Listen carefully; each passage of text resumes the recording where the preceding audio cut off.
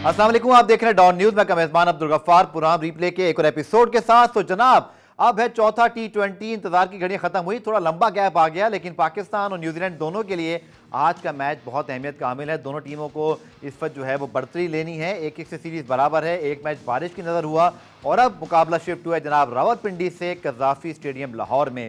और क्या पाकिस्तान की हिकमत अमली होनी चाहिए। और आप देख सकते हैं बाबर आजम 7:30 बजे मद्दे मुकाबिल होंगे न्यूजीलैंड के। और यकीनी तौर पर पाकिस्तान की वर्ल्ड कप प्रिपरेशन और फिर जीत के ट्रैक पर वापस आने के लिए मैं समझता हूँ आज के मैच में कामयाबी बहुत ज़रूरी है, ताकि जो कॉन्फिडेंस है वो रिस्टोर हो सके। पुरान मैच तफसीली बात करेंगे। हमें कुछ देर में ज्वाइन करेंगे साबिक टेस्ट क्रिकेटर तनवीर अहमद, और उनसे हम बात करेंगे आज के मैच पाकिस्तान की प्लानिंग के हवाले से। लेकिन पहले आप देख लीजिए रिप्ले हेडलाइंस। तो रिप्ले हेडलाइन आपने देखी, पाकिस्तान इंटरनेशनल स्टोरीज पर एक नजर। और अब चलते हैं जनाब साबिक टेस्ट क्रिकेटर तनवीर अहमद साहब के पास, उनसे जानते हैं चौथे T20 के हवाले से। तनवीर, बहुत शुक्रिया ज्वाइन करने के लिए। और यकीनी तौर पर सोचा नहीं था कि ये सीरीज में एक एक से बराबरी के बाद चौथा मैच इतना इंपॉर्टेंट होगा। न्यूजीलैंड ने अनएक्सपेक्टेडली बड़ा जबरदस्त कमबैक किया। कुछ हमारी भी गलतियां हैं। क्या करना पड़ेगा तनवीर, अगर हमने अपने होम ग्राउंड पर अपनी सीरीज को बचाना है, अपनी अथॉरिटी दिखानी है, और जो सबसे इंपॉर्टेंट बात हो रही है, थोड़ा सा एग्रेशन दिखाना पड़ेगा। देखिए, बात पता है क्या है, आपने अभी बात बोली ना कि थोड़ी सी हमारी गलतियां, हमारी थोड़ी सी गलतियां नहीं, हमारी पूरी गलतियां हैं। सारी गलतियां ही हमारी हैं। क्योंकि अगर हम कप्तान की बात सुने या कोचिंग स्टाफ की बात सुने या सिलेक्टर्स की हम बातें सुने, तो हमें यही समझ आता है कि जी हम वर्ल्ड कप के हिसाब से तैयारी कर रहे हैं, तो उसके हिसाब से हम रोटेशन पॉलिसी हम चला रहे हैं। लेकिन वर्ल्ड कप के हिसाब से मुझे लगता नहीं है कोई हमें परफॉर्मेंसेज जो है वो नजर आई। पहले मैच के अलावा जो पहला मैच 90 पे न्यूजीलैंड की टीम आउट हुई, उसको देखने के बाद हमें ये जरूर पता चला कि न्यूजीलैंड की टीम वाकई सी टीम है। क्योंकि ना उन्होंने बॉलर्स को देखा कैसी बॉलिंग कर रहे हैं, बस वो समझ रहे हैं कि हमने 200 रन करने पिंडी के ग्राउंड में। लेकिन उसके बाद अगर हम देखें जो दूसरा मैच जिस तरीके से न्यूजीलैंड ने खेला, क्या हमने बैटिंग में इस इनएक्सपीरियंस बैटिंग लाइनअप के खिलाफ, बॉलिंग के खिलाफ हमने क्या 6 ओवर का जो सर्किल था वो बहुत अच्छा यूटिलाइज किया? क्या हमने जो मिड में बैटिंग की वो बहुत जबरदस्त हमने यूज की? मुझे तो नहीं लगता। आखिर में आके शादाब ने और जो इरफान ने रन किए, जिसकी वजह से आपके 178 जो है वो रन हुए। देखिए, एक चीज मैं आपको बता दूं, ये प्लेयर्स की मजबूरी है जब प्रेस कॉन्फ्रेंस में आके कहते हैं कि कोई ये ना बोले कि ये सी टीम है। जाहिर सी बात, उनकी जगह शायद मैं भी होता, मैं भी ये वर्ड यूज करता, क्योंकि सेंट्रल कॉन्ट्रैक्टेड प्लेयर हम कह ही नहीं सकते कि सी टीम है या नहीं है। ये हम, मुझे और आपको और लोगों को पता है कि सी टीम क्या, मेरे ख्याल में जेड टीम है। और जो पिछला मैच हारा पाकिस्तान, उस सी टीम में से A+ का एक ही प्लेयर था, ठीक है, वो था चैपमैन, जो A+ जो मेन इनकी टीम होती है न्यूजीलैंड की, उसका वो प्लेयर है। उसने रन करके चला गया। और पिछली सीरीज में भी 2 मैचेस में, एक में 71 नॉट आउट, एक में आई थिंक 107 नॉट आउट करके चला गया। पिंडी ग्राउंड आई थिंक उसका फेवरेट है। पैथेटिक किस्म की बॉलिंग हुई। शाहीन ने बहुत बुरी बॉलिंग की, नसीम ने बहुत बुरी बॉलिंग की। शादाब को विकेट्स चाहिए भाई, हमसे विकेट्स। तो ये जब बैटिंग और बॉलिंग की ये जब सूरत हाल देखते हैं, जब आपके ऊपर प्रेशर आता है, तो मुझे तो कहीं नहीं लगता कि हम वर्ल्ड कप की जो है वो तैयारी कर रहे हैं। बिल्कुल ठीक। 3 से 4 तब्दीलियों के तनवीर इम्कानात हैं। रिपोर्ट पहले हम अपने नाज़रीन को दिखा देते हैं, आप भी देखिए कि क्या आज चेंजेस एक्सपेक्टेड हैं, फिर मैं आके आपसे बात करूंगा कि आप भी ख्याल में क्या तब्दीलियां होनी चाहिए। रिपोर्ट पहले देख लेते हैं। कीवीज की परवाज रोकने के लिए शाहीन तैयार। चौथे मैच के लिए दोनों टीमों की भरपूर तैयारियां। पाकिस्तान और न्यूजीलैंड की टीम के खिलाड़ियों ने कज़ाफी स्टेडियम में नेट सेशन में बैटिंग और बॉलिंग की मशकें की। इस मौके पर प्रेस कॉन्फ्रेंस करते हुए कप्तान बाबर आजम का कहना है कि रिजवान की इंजरी बड़ी नहीं है। उम्मीद है वो आयरलैंड के खिलाफ सीरीज से पहले फिट हो जाएंगे। फाइटर और हमेशा वो हर चीज में कोशिश करता है कि अपना बेस्ट दे। इतनी खास इंजरी नहीं है, लेकिन हम कोशिश कर रहे हैं कि उसको जितना सेव करें। इसलिए 2 मैचेस के लिए हमने उसको जो है उसका रिहैब होगा इसे NCA में, और पूरी लुक आफ्टर की जाएगी before the world cup. Even के आयरलैंड से पहले इंशाल्लाह वो ठीक हो जाएगा। बाबर आजम को कई मरतबा आउट करने वाले कीवी कप्तान माइकल ब्रैसवेल का कहना है कि उनके खिलाफ रन रोकने की कोशिश करते हैं, जिसकी वजह से कामयाबी मिलती है। Sometimes that happens, and you're very happy when it does happen because he's obviously a very senior batsman in the Pakistan side. So Mohammad Rizwan के साथ इरफान खान नियाजी भी इंजरी के बायस न्यूजीलैंड के खिलाफ सीरीज से बाहर हो चुके हैं। आज मैच में फखर जमान, इमाद वसीम और मोहम्मद आमिर की शमूलियत मुतवक्के है। तनवीर, कितना फर्क पड़ेगा मोहम्मद रिजवान चूंकि बाबर आजम के साथ बड़े इंटीग्रल पार्ट रहे हैं बतौर ओपनर, फिर बाद में तब्दीलियां होती रही, पहले बाबर नंबर 3 पर आया, अब रिजवान नंबर 3 पर आया, तो शायद उस तरह से तो ओपनिंग पेयर तो नहीं रहा, लेकिन इनकी गैर मौजूदगी को आप कैसा देख रहे हैं? देखिए गफार, जिस किस्म की क्रिकेट अब T20 में हो गई है ना, उस हिसाब से हमें जो अपनी क्रिकेट है वो बदलनी पड़ेगी। अगर इस तरह की क्रिकेट अगर हम वर्ल्ड कप में या अगेंस्ट स्पेशली इंग्लैंड के अगेंस्ट जो सीरीज हमारी खेलेंगे, जी। मैं तो आयरलैंड की सीरीज को भी काउंट नहीं कर रहा, पता नहीं वहां कैसा खेलते हैं, लेकिन इंग्लैंड और जो वर्ल्ड कप है ये इसमें आपको वो चेंज करना पड़ेगा। देखिए बाबर आजम ने अगर कप्तानी ली और उस कप्तानी की वजह से ही वो एज अ ओपनर आए, वरना वो वन डाउन खेलने लगे थे जब वो कप्तान नहीं थे। तो एज अ ओपनर अगर बाबर ने खेलना तो उनको फिर उसी तरीके से ही अपना स्ट्राइक रेट अच्छा करना पड़ेगा जिस तरह वो तीसरे नंबर पे आके वो खेल रहे थे, वरना इस तरह साइम अयूब के ऊपर बहुत ज्यादा जो है वो प्रेशर आ जाएगा। फिर देखिए अब अगर हम और जगह पे चले जाएं, अगर हम आईपीएल आजकल की जो आईपीएल में हम क्रिकेट देख रहे हैं, जी देखिए वो तो उनकी सोच से नजर आ रहा है कि वो तो अब 250 की बात कर रहे हैं जो वहां क्रिकेट खेली जा रही है कि 250 रन कम से कम 220 ओवर में 250 रन होने चाहिए। तो आप सोच चेक करें अब आप, तो ऐसा नहीं है कि आईपीएल अब वो जब इंटरनेशनल टीम्स में भी खेलेंगे उनके प्लेयर इसी मेंटालिटी के साथ खेलेंगे, तो हमें ये बदलना बहुत ज्यादा जरूरी है। बाकी देखिए आपने जो 4 चेंजिंग्स की जो अभी बात की थी, वो मुझे जो लगता है 4 चेंजिंग्स वही हो सकती हैं। हसीबुल्ला आएगा इसकी रिजवान की जगह, फिर उसके बाद ये जो अब्बास अफरीदी है उसकी जगह मोहम्मद आमिर आ सकता है, फिर अबरार की जगह जो है अमाद वसीम जो है वो आ सकता है। ठीक। तो एक आध और इरफान न्याजी की जगह जो है वो एक आध और चेंजिंग हो सकती है। तो ये 3-4 जो चेंजिंग्स है, फखर जमान आ सकता है, ये 4 प्लेयर जो है आ सकते हैं। और अभी कोई आज चांस नहीं लेंगे रोटेशन पॉलिसी का, हमें पता है ना, मुझे पता है ये डरपोक है सारे, ये कोशिश पूरी करेंगे किसी तरीके से ये सीरीज जीतो। ठीक है। अच्छा तनवीर, जो मिडिल ऑर्डर का प्रॉब्लम है जिसमें हमने देखा उस्मान को हमने out of nowhere then he appear in Pakistan team, और फिर दोनों मैचें में जो उनकी स्ट्रगल थी, आई थिंक आप भी इस बात से एग्री करेंगे, हमें ये भी फिक्र है कि उन्होंने कश्तियां जला दी एक तरह से अपने प्रीवियस बोर्ड के साथ, और फिर यहाँ पर आए। और आपको पता है हमारे मुल्क में क्या होता है, 2-3 मैचेस के बाद अगर परफॉर्मेंस ना हो, यंग लड़के से सब भूल जाते हैं। एक तो उनके बारे में मुझे बताइएगा कि उनका कैरियर कहाँ आप देख रहे हैं स्टैंड करते हैं, और दूसरा जो पाकिस्तान का मिडल ऑर्डर है, इफ्तिखार अहमद हो गए, या अगर हम बात करते हैं शादाब खान की, पीएसएल की हद तक तो परफॉर्मेंस अच्छी है, शादाब ने चले यहाँ भी एक मैच में अच्छा किया, लेकिन लॉन्ग टर्म सोल्यूशन कोई नजर आ रहा है आपको? लगता है हमारे पास है कोई match winning late order finisher? देखिए गफार, मेरी लिस्ट में ना 6-7 वो प्लेयर हैं जिसमें मैंने मोहम्मद वसीम जूनियर को बोला था, मैंने शादाब को बोला है, मैंने इफ्तिखार को बोला था, मैंने खुशदिल शाह को बोला था, मैंने आसिफ अली को जो है वो बोला था, और 2-4 जो और 1-2 प्लेयर्स और हैं, इनके बारे में मैंने कुछ बातें की थी। जो मेरे शादाब भी मेरी लिस्ट में है कि मेरी नजर में ये ऊपर के लेवल के प्लेयर ही नहीं है, ठीक है ना, क्योंकि ये जब ऊपर खेलते हैं ये बहुत बहुत एक नॉर्मल से प्लेयर लग रहे होते हैं, लेकिन जब ये लोग लीगों में आते हैं ये ऐसे प्लेयर लग रहे होते हैं जैसे पता नहीं इनसे कोई बड़ा प्लेयर ही नहीं है। तो मुझे इनसे इफ्तिखार हो गया, ये शादाब हो गया, इनसे मेरी एक्सपेक्टेशन जो है ना वो उस लेवल की नहीं है। मुझे नहीं लगता कि ये उस लेवल पे परफॉर्म कर जाएंगे। हाँ, इनका दिन जब अच्छा होता है ये खेल जाते हैं, जिस दिन इनका अच्छा नहीं होता ये भी आम प्लेयर की तरह रहते हैं। और मिडिल ऑर्डर की आपने बात की, उस्मान की आपने बात की, देखें उस्मान ने अपनी जिंदगी का दुनियावी हिसाब से मैं बात कर रहा हूँ, बाकी उसकी किस्मत का अल्लाह को पता है कि उसको कहाँ पे इज्जत मिलनी है कहाँ नहीं मिलनी। दुनियावी हिसाब से मेरे हिसाब से उसने बहुत बड़ा रिस्क लिया है कि उसने यूएई छोड़ के यहाँ आया है, वहां पे कॉन्ट्रैक्ट्स इतने जबरदस्त थे, ये पाकिस्तान है, आप यहाँ पे इन 4 मैच सीरीज में या अगर आयरलैंड अगर आपको मिल जाती है, अगर आप इसमें कुछ भी नहीं करेंगे तो फिर आपका वर्ल्ड कप में जाना बहुत मुश्किल हो जाएगा। और सबको पता है कि पाकिस्तान में यूं ऐसे निकाल देते एकदम से साइड पे कि भाई उस्मान खान कोई आया था। फखर जमान की मैं बात करना चाहता हूँ। फखर जमान मेरी नजर में वो प्लेयर है जिसको माजरत के साथ बार बार एडजस्ट किया जाता है। ऐसा कभी नहीं होता जो जिंदगी में ओपन जिसने की हो उसको आप उठा के तीसरे पे भेज दें, उसको उठा के आप चौथे पे भेज दें, उसको उठा के आप 5वें पे भेज दें, मतलब आप उसको एडजस्ट कर रहे हैं। जब एक लड़के की परफॉर्मेंस नहीं, आप उसको फारिग करो टीम से, लेकिन मुझे नहीं पता कि उसको क्यों बिला वजह टीम में लाया जाता है।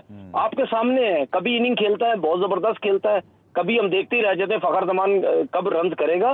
तो हमारे मिडिल ऑर्डर में प्रॉब्लम्स हैं, ऐसा नहीं है। जो बंदा ये समझ रहा है ना कि इरफान खान जो है आगे हमें बड़ा कोई क्या बोलते हैं माइक वो स्टॉइनस मिल गया हमें, ऐसा नहीं है। क्योंकि अगर आप इरफान की परफॉर्मेंसेस देखें, डोमेस्टिक कुछ भी नहीं है, कोई खास क्रिकेट नहीं खेली हुई। उस्मान खान को देख लो, उसने भी कुछ भी नहीं खेला हुआ। ठीक। तो हमारे जो लड़के हैं वो इसी तरीके से पीएसएल से आके, ये आपके माशाल्लाह सलूट करता हूँ आपके जो सिलेक्टर्स बने हुए, ठीक है, ये क्या सिस्टम ठीक करेंगे। चलिए तनवीर, आखिर में आपसे सवाल, चौथा T20 अब चूंकि सीरीज 1-1 से बराबर है और आज के मैच में जो बढ़तरी लेगा नाकाबिले शिकस्त हो जाएगी, क्विकली बताइएगा आज के मैच में क्या हिकमत अमली होनी चाहिए और आप समझते हैं कि बाउंस बैक कर सकते हैं हम? यार बाउंस बैक क्या, मैं अभी भी कह रहा हूँ पाकिस्तान का कोई मुकाबला ही नहीं है न्यूजीलैंड की सी टीम के साथ। इस टीम, इन 4 चेंजिंग के साथ भी, अगर पूरी टीम के साथ भी आज अगर आप हार गए तो इससे ज्यादा अफसोस नहीं होगा। लेकिन मुझे नहीं लगता पाकिस्तान की जब पूरी स्ट्रेंथ खेलेगी, न्यूजीलैंड की टीम इतनी आसानी से इनसे नहीं जीत सकती। अगले दोनों मैच हारेगी अगर ये पूरी स्ट्रेंथ के साथ आज गए तो। चलिए बहुत बहुत शुक्रिया तनवीर, हमें मौजूद थे, कॉन्फिडेंट हैं कि अगर पाकिस्तान फुल स्ट्रेंथ पे तो हम जरूर जीत सकते हैं, लेकिन भारत रोटेशन और जो आपकी बेंच स्ट्रेंथ है फिर उसको परफॉर्म भी तो करना चाहिए। इसके ऊपर इंशाल्लाह तनवीर से हम डिटेल शो करेंगे आने वाले हफ्ते में। प्रोग्राम में ब्रेक शामिल करते हैं, ब्रेक से वापस आकर सीरीज से मज़ीद बात करते हैं। प्रोग्राम रिप्ले में खुशामदीद और चौथे T20 पे बात करते हैं और 7:30 बजे मैच शुरू होगा। सीरीज 1 से बराबर है और अब गलती की गुंजाइश पाकिस्तान के पास नहीं है और पाकिस्तान चाहेगा आज का मैच जीते। अब तो रऊफ हमारे साथ मौजूद है, पाकिस्तान के साबिक टेस्ट फास्ट बॉलर। बहुत शुक्रिया रऊफ ज्वाइन करने के लिए। यकीन तौर पर सरप्राइज था तीसरे मैच में न्यूजीलैंड ने जिस तरह की शानदार कामयाबी हासिल की, लेकिन लाहौर जहां इस वक्त आप भी मौजूद हैं, इस क्रिकेट को बहुत अच्छी तरह समझते हैं, क्या समझते हैं पाकिस्तान अगर अपनी फुल स्ट्रेंथ पर आता है? और यकीन तौर पर हमारी थोड़ी प्राइड का मामला भी है कि न्यूजीलैंड की ये कोई ए टीम नहीं है, उनके बहुत सारे प्लेयर्स 9-10 यहाँ पर हैं नहीं, तो यकीन तौर पर हमें अपनी अथॉरिटी तो दिखानी चाहिए। जी बिल्कुल, आप दुरुस्त कह रहे हैं और पाकिस्तान को डेफिनेट अपनी अथॉरिटी साबित करनी चाहिए, क्योंकि जिस तरह की पाकिस्तान का स्क्वाड अनाउंस किया गया था ये न्यूजीलैंड की एक निस्बतन बहुत ही वीक टीम के खिलाफ, वो मेरे लिए तो बहुत ज्यादा क्वेश्चनेबल था, क्योंकि मैं चाहता था कि अगर न्यूजीलैंड ने एक अपनी फुल स्ट्रेंथ टीम नहीं भेजी बल्कि बी की बजाय सी टीम भेजी है, तो उसके खिलाफ पाकिस्तान को जितने भी अपने यंगस्टर्स थे उनको ट्राई आउट करना चाहिए था। मगर हमारे जो मैनेजमेंट थी, जो सिलेक्टर्स थे और जो थिंक टैंक थे, उन्होंने सिर्फ इस डर से, इस खौफ से कि कहीं हम सीरीज ना हार जाएं और हमारी जो नौकरियां हैं, हमारे जो वीक फुटेड पर यहाँ पर अपॉइंट हुए हैं, वो कहीं खतरे में ना पड़ जाए, तो उन्होंने एक बहुत ही फुल स्ट्रेंथ टीम पाकिस्तान की अनाउंस की इनके खिलाफ।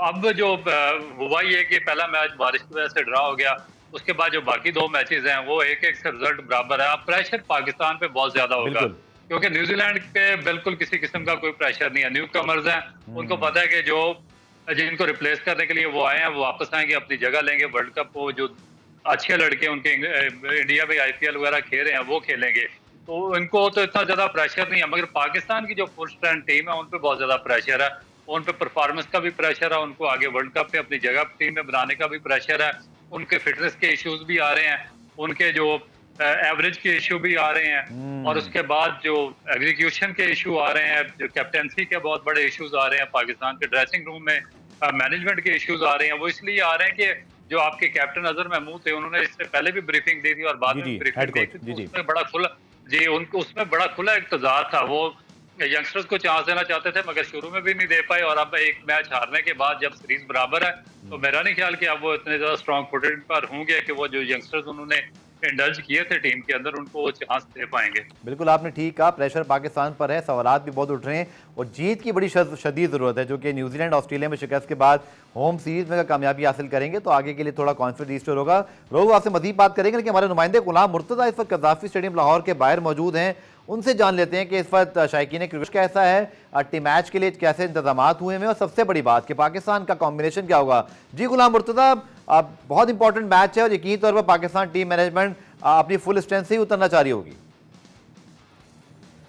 जी, पाकिस्तान और न्यूजीलैंड के दरमियान चौथा T20 मैच, उसका जो टॉस है वो 7 बजे होगा, जबकि मैच का आगाज़ 7:30 बजे होना है। तो लाहौर के मौसम की बात करें तो लाहौर का मौसम गर्म और खुश्क है, अभी भी सूरज अपनी आबोताब से चमक रहा है, बारिश का बिल्कुल इम्कान नहीं है, लेकिन जैसे सूरज गुरूब होगा तो उसके बाद लाहौर का मौसम कुछ बेहतर हो जाएगा। तो शायकीन क्रिकेट आज मुकम्मल मैच लाहौर में देख सकेंगे, बारिश बिल्कुल नहीं होगी। तो शायकीन की जानिब से उम्मीद की जा रही है कि आज के मैच में ज़्यादा चौके और छक्के लगेंगे पाकिस्तान की जानिब से। लाहौर के विकेट की बात करें तो जो 2 विकेटें तैयार की गई हैं चौथे और 5वें मैच के लिए, दोनों बैटिंग फ्रेंडली हैं।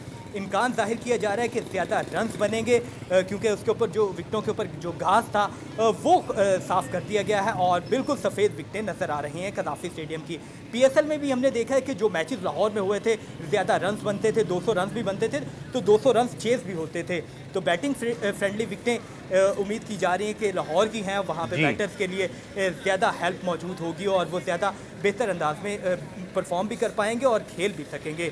दूसरी, आपने तब्दीलियों के हवाले से बात की तो 4 तब्दीलियों का इम्कान है कि आज 4 प्लेयर को रेस्ट करवाया जाएगा और 4 नए प्लेयर्स को खिलाया जाएगा। मोहम्मद रिजवान और इरफान खान न्याजी जो इंजरी का शिकार हुए थे वो चौथे और 5वें T20 से बाहर हो चुके हैं। उनकी जगह पे हसीबुल्ला और फ़खर जमान को चांस देने का आज इम्कान जाहिर किया जा रहा है।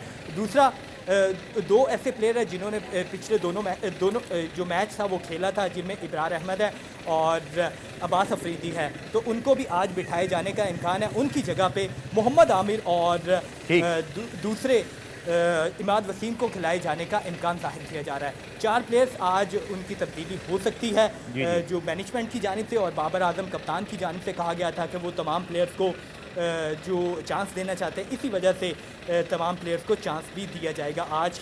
आज के मैच के हवाले से 4 तब्दीलियों का इम्कान जाहिर किया जा रहा है। कल बाबर आजम की जानिब से प्रेस कॉन्फ्रेंस की गई तो उनकी जानिब से कहा गया था कि हम वर्ल्ड कप से पहले ऐसा स्क्वाड तैयार करना चाहते हैं जो वर्ल्ड कप जीतने की सलाहियत रखता हो। मुख्तलिफ पोजीशंस पे मुख्तलिफ बैटर्स को खिलाया भी जा रहा है, बॉलर को भी मुख्तलिफ मैचेस में चांस दिए जा रहे हैं। तो आज 4 तब्दीलियों का इम्कान जाहिर किया जा रहा है। 4 तब्दीलियां और चौथा है तो शायद 5वें तक रऊफ कहीं 5 ना हो जाए, लेकिन बहरहाल ये तो मजाक की बात है। लेकिन आपसे मैं आके ब्रेक के बाद जरूर बात करूंगा, ये 4 तब्दीलियां जो हो रही क्या इंडिकेट करती हैं? क्या पैनिक बटन दब रहा है या फुल स्ट्रेंथ पे जा रहे हैं कि न्यूजीलैंड को पहले हरा लें उसके बाद फिर कुछ तब्दीलियां कर लें? मिलते हैं शॉर्ट कमर्शियल ब्रेक के बाद।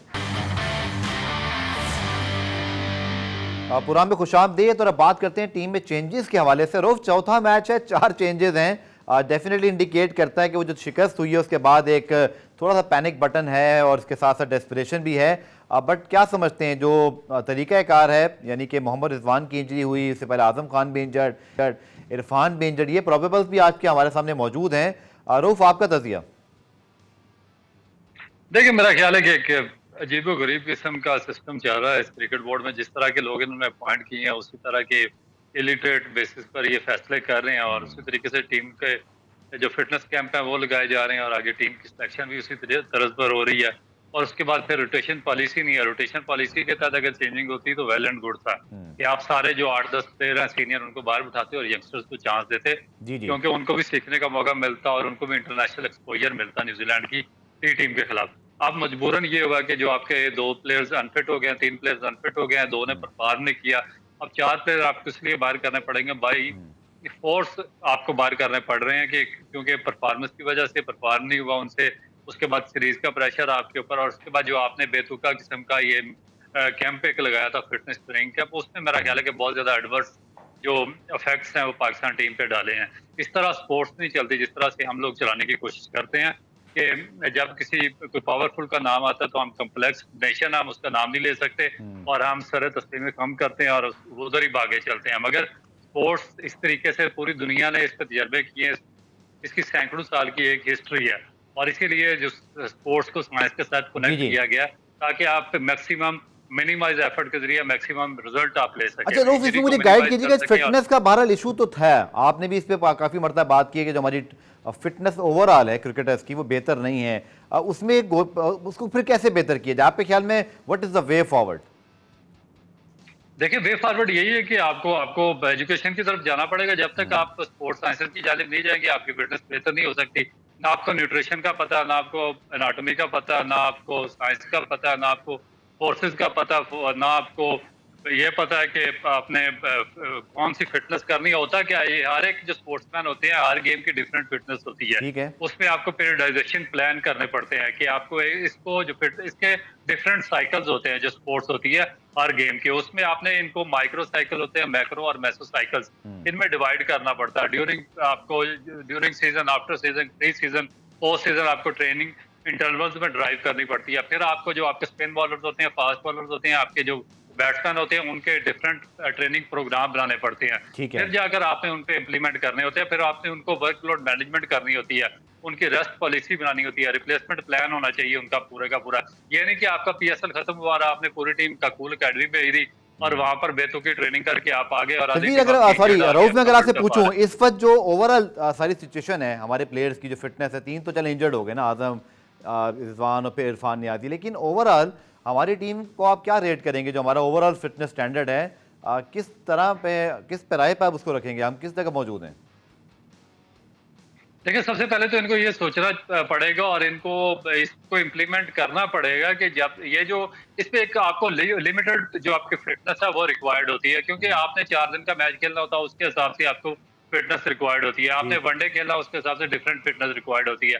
आपने T20 खेलना होता है, उसमें आपको डिफरेंट एजिलिटी और फिटनेस रिक्वायर्ड होती है। आप अनलिमिटेड फिटनेस की तरफ चले जाते हैं, जिस तरह अभी हम काकूल कैंप में गए हैं, क्योंकि इसमें ये होता है कि आपको हफ्तों महीनों बगैर खुराक के गुजारा करना पड़ता है, जंगलों में जाना पड़ता है। वो ट्रेनिंग और फिटनेस यार, ये जो स्पोर्ट है, क्रिकेट है, इसमें आपको एक लिमिटेड फिटनेस चाहिए, आप लिमिटेड फिटनेस चाहिए, आपको पीरियडाइजेशन प्लान चाहिए होते हैं। उनके मुताबिक आप चलेंगे तो आपकी फिटनेस बरकरार रहेगी, उनसे बाहर निकलेंगे तो आप अनफिट हो जाएंगे। हमारा सबसे बड़ा प्रॉब्लम, क्योंकि खुद मैंने ये कैंप अटेंड किए हुए हैं, ये जो क्रिकेट अकेडमी में हमारे ट्रेनर्स हैं, ये जो आगे पीछे लोग करवाते रहते हैं, इसमें प्रॉब्लम क्या आता है कि मसलन मैं फास्ट बॉलर हूँ, मुझे जो फिटनेस रिक्वायर्ड होती है वो डिफरेंट होती है। एक बैट्समैन को, एक स्पिनर को डिफरेंट फिटनेस। हम वहां पर वो गधे और घोड़े को एक ही जगह पे वो हाँक देते हैं और एक ही तरह की उनको ट्रेनिंग करवाना शुरू कर देते हैं। उसका नतीजा क्या निकलता है कि जब हम 3-4 महीने के कैंप के बाद डोमेस्टिक सिस्टम में जाते हैं या इंटरनेशनल सर्किट में जाते हैं, तो हमारे जो मसल्स होते हैं वो यूज टू नहीं होते। जो हमारे बॉलिंग मसल्स होते हैं, जो हमारे मसल मेमोरी होती है, वो कंप्लीटली उसकी अपोजिट होती है जो हमने ट्रेनिंग करके वहां पर आए होते हैं, जो कि हमें यूटिलाइज करनी होती है ग्राउंड के अंदर। इस वजह से हमें बहुत ज्यादा फिटनेस आती है। और एकदम जो आपने देखा होगा कि इन कैंप्स के बाद जब प्लेयर्स मैचेस में जाते हैं, डोमेस्टिक में या इंटरनेशनल मैचेस में, तो एक बहुत बड़ी तादाद में इंजरीज आपके सामने आना शुरू हो जाती है। तो मेरा ख्याल है कि ये चीज लिमिटाइज करने की जरूरत है और इस पे काफी देखकर वर्कआउट करना चाहिए। ठीक है, पुराने में ब्रेक शामिल करते हैं। ब्रेक से जब वापस आएंगे तो रऊफ से कुछ कॉम्बिनेशन की बात, साथ साथ शायकीन क्रिकेट के भी आपको तासुरात सुनाएंगे जो मैच के लिए इस वक्त लाहौर पहुंचना शुरू हो गए हैं। तो जनाब, पाकिस्तान न्यूजीलैंड के दरमियान चौथा T20 इंटरनेशनल मैच 7:30 बजे होगा। कदाफी स्टेडियम लाहौर में शायकीन क्रिकेट पहुंचना शुरू हो गए हैं। हमारे साथ जो है अब्दुल रऊफ भी मौजूद हैं, कि पहले गुलाम मुर्तज़ा के पास चलते हैं जो इस वक्त स्टेडियम के बाहर मौजूद हैं। गुलाम मुर्तज़ा, शायकीन क्रिकेट की क्या उम्मीद है इस मैच के हवाले से? यकीनी तौर पर लाहौर, जिंदा दिलाने लाहौर हमेशा जो है वो जैसे पिंडी में हुआ, जैम पैक स्टेडियम होते हैं, आज भी ऐसी सूरत हाल होगी? जी, पाकिस्तान और न्यूजीलैंड के दरमियान चौथा मैच आज कदाफी स्टेडियम में खेला जाएगा। शायकीन की आमद का सिलसिला शुरू हो चुका है, पुरजोश भी है शायकीन। कुछ शायकीन हमारे साथ मौजूद है, उनसे बात करते हैं।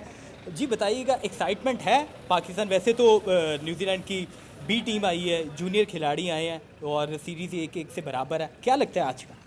देखिए, पहले तो यहाँ पे PSL का मैच था, यहाँ पे बड़ा अच्छा मेला सजा था और लोगों ने बहुत एंजॉय किया। और आज फिर से मैच है माशाल्लाह से न्यूजीलैंड पाकिस्तान के बीच। मैं ये समझती हूँ कि रिजवान है, बाबर आजम है, तो उम्मीद लगा के आए इंशाल्लाह कि बाबर आजम अच्छा खेलेगा। और काफ़ी एक्साइटमेंट है क्योंकि लोग यहाँ पे काफ़ी एक्साइटेड नज़र आ रहे हैं। तो इंशाल्लाह देखते हैं मैच और उम्मीदें लगा के आए हैं तो इंशाल्लाह अच्छा ही होगा। और दूसरा, स्पेशली लाहौर में जब भी मैच होता है तो प्लान करके आया जाता है? प्लान करके आते हैं। मैं तो देखती हूँ बहुत दूर दूर से दुनिया आई होती है मैच को देखने। स्पोर्ट्स एक ऐसी चीज़ है, लोग बहुत एंजॉय करते हैं, तो आज हम भी करेंगे, लेट्स सी। जी, शायकीन जो एंजॉय भी करेंगे, कुछ और भी शायकीन हमारे साथ मौजूद है जिनका ताल्लुक लाहौर से नहीं बल्कि दूसरे शहरों से भी आए हैं। क्या कहेंगे, कहाँ से आए और एक्साइटमेंट है आज के मैच में? कौन परफॉर्म करे, किसको देखना चाहते हो खेलते हुए आज? जी, बिस्मिल्लाहिर्रहमानिर्रहीम। मैं बेसिकली कोहाट से ताल्लुक़ रखता हूँ, लाहौर में यहाँ पर मैं जॉब करता हूँ और आज स्पेशल मैच के लिए छुट्टी की है हमने, तो इंशाल्लाह एंजॉय करेंगे। और ये है कि मैच होना बड़ी बात है, हार जीत तो होती रहती है बीच में, कि एक मैच हो जाए यहाँ पर लोगों को एंजॉय करने के लिए टाइम मिल जाए, तो ये बहुत बड़ी बात है। कौन सा फेवरेट प्लेयर है? नहीं, मुझे लगता है भाई ने जो छुट्टी की है शायद इनकी इवनिंग ड्यूटी होगी, वरना मैच तो 7:30 बजे है, तो डे की छुट्टी तो बनती नहीं। रऊफ, आपके पास आखिर में आता हूँ। यकीनी तौर पर इंपॉर्टेंट मैच है और पाकिस्तान को जीत की ज़रूरत है।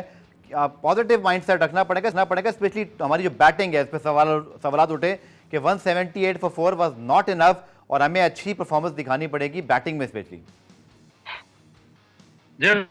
तो यही और दिखानी पड़ेगी। मगर मुझे एक अजीब सी कुछ सूरत हाल नजर आ रही है पाकिस्तान के कैंप में, और जिस तरह बार बार मैनेजमेंट चेंज होती है, टीम की मैनेजमेंट चेंज होती है, कोचिंग स्टाफ चेंज होता है, बोर्ड के मेंबर्स चेंज होते हैं, तो एक अजीब किस्म की एक खिचड़ी पकी हुई है और इसमें चंद लोग हैं जो फायदा उठाते हैं। जिस तरह अभी जो नया कोचिंग स्टाफ आया जिसमें मैनेजमेंट कमेटी उन्होंने बनाई थी और तीनों के तीनों मैनेजमेंट कमेटी में डाले हैं, सिलेक्शन कमेटी में, और तीनों ने अपने आप को मुख्तलिफ पौधों पे अपॉइंट करवा दिया। दुनिया में कहीं ऐसा नहीं होता, यानी कि कोई अखलाकियात होता है, कोई करैक्टर होता है। आपको क्रिकेट के हवाले से आपको एक रोल दिया जाए और आप क्रिकेट ठीक करने का रोल दिया जाए और आप अपने आप को सीनियर मैनेजर बना दे, एक अपने आप को हेड कोच लगा दे, तीसरा अपने आप को बॉलिंग कोच लगा दे। तो इस तरीके से अगर आप क्रिकेट चलाएंगे तो फिर बाकी प्लेयर्स को आप क्या लेसन दे रहे हैं, वो भी फिर उसी तरीके से खेलेंगे, वो भी पैसे बनाने के लिए खेलेंगे। और मेरा ख्याल है कि एक अच्छा पाकिस्तान क्रिकेट के लिए यही है कि आईसीसी की तरफ से बड़ी अमाउंट मिल रही है और पाकिस्तान क्रिकेट बोर्ड में और आगे बहुत बहुत शुक्रिया रऊफ। उम्मीद करते हैं कि पाकिस्तान की टीम इस चौथे मैच गर्दगी दिखाएगी, चूंकि पाकिस्तान की फुल स्ट्रेंथ टीम है, न्यूजीलैंड के 9 से 10 खिलाड़ी आईपीएल में मौजूद हैं। लेट्स सी कि आज मैच में क्या होता है। कल दोबारा आपके साथ इस मैच में बात करने के लिए हाजिर होंगे, तब तक के लिए अल्लाह हाफ़िज़।